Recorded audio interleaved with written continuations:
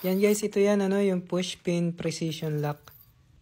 Ito yung magandang pamalit ng mga body clip dun sa fairings ng motor natin Ang maganda kasi dito gawa siya sa aluminum, full CNC, hindi kinakalawang. Compare dun sa mga stock na body clip ng motor natin, plastic lang yun tapos mabilis masira. Maluwag din yung pagkakalock nun Unlike dito sa CNC na push pin, mahigpit siya tsaka makapit. So hindi aalog-alog yung fairings. Ito na siya nung na-install ko sa motor ko Ayan napakaganda. Sobrang angas.